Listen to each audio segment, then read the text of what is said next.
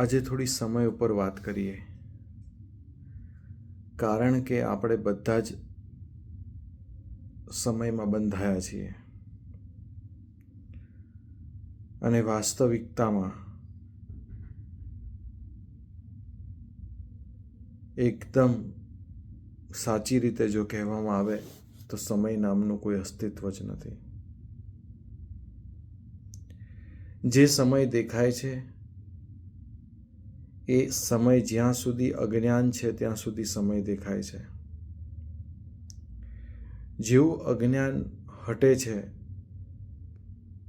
એવો સમય પણ નીકળી જાય છે. માટે જો પરમ આનંદમાં ડૂબકી લગાવી હોય તો સમયથી પર થવું પડે,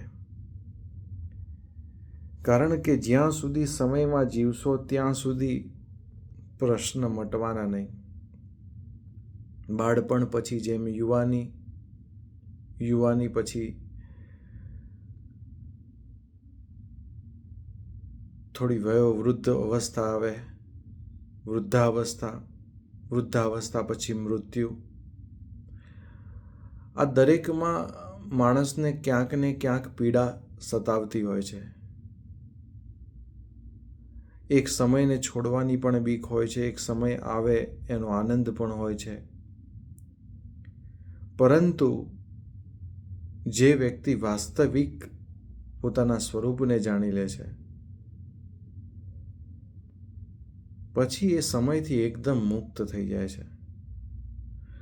સમય સંસારિક વ્યવહાર માટે માત્ર નિભાવવો જોઈએ, પરંતુ એ જ સમયને સત્ય સમજીને સમગ્ર જીવન એમાં વ્યતીત કરવું, એનો મતલબ કે તમે સમયમાં બંધાવશો, જન્મ મરણના ચક્કરમાં આવશો. માટે સમયથી મુક્ત થવા માટે સમયથી જે મુક્ત ચૈતન્ય તત્વ છે એને જાણવું પડે. સમયથી મુક્ત એક જ તત્વ છે અને એ આપણા બધામાં, દરેક વ્યક્તિના હૃદયમાં બિરાજમાન છે. ક્યાંય કોઈને ખરીદવાની, ક્યાંય કોઈને કોઈ જગ્યાએ જઈને પ્રાપ્ત કરવાની જરૂર નથી. સ્વયં પોતાની પાસે જ છે. બસ માત્ર અંતરનું ઓરડો ઉઘાડવાની જરૂર છે. જેવો અંતરનો ઓરડો તમે ખોલશો એમાં તમને માત્ર ને માત્ર પરમ ચૈતન્ય એવો આત્મા, એને બ્રહ્મ પણ કહે છે, એને કોઈક અક્ષર પણ કહે છે, એને કોઈક જીવ પણ કહે છે. આ બધી માન્યતા જ્યાં સુધી જીવાત્મા આ દેહ સાથે બંધાયેલો છે તો ત્યાં સુધી જીવ છે. થોડું એમાંથી મુક્ત થયો તો આત્મા થયો, અને આત્મા ભાવમાંથી પણ જો મુક્ત થાય છે ત્યારે બ્રહ્મ ભાવમાં એ ફેલાઈ જાય છે, અક્ષર ભાવમાં ફેલાઈ જાય છે. અને એ અક્ષર ભાવમાં એટલો ઓતપ્રોત થઈ જાય ત્યારે પરબ્રહ્મ જે પરમ તત્વ છે એમાં એકાકાર થઈ જાય છે. આ અદ્ભુત સિદ્ધાંતને જાણી લઈએ પછી તમે સમયના ચક્રવ્યૂહમાંથી મુક્ત થઈ શકો છો. જે વ્યક્તિ સમયના ચક્રવ્યૂહમાંથી મુક્ત થઈ ગયો એના આનંદનો કોઈ પાર નથી, એના સુખની કોઈ સીમા નથી.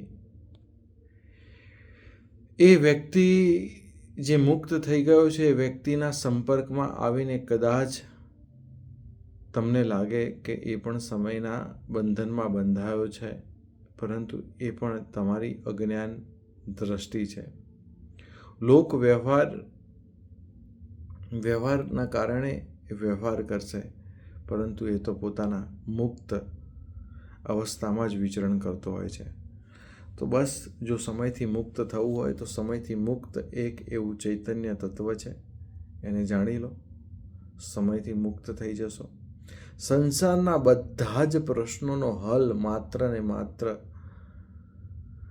પોતાની ભીતર જ છુપાયેલો છે અને એ ભીતરને જ્યાં સુધી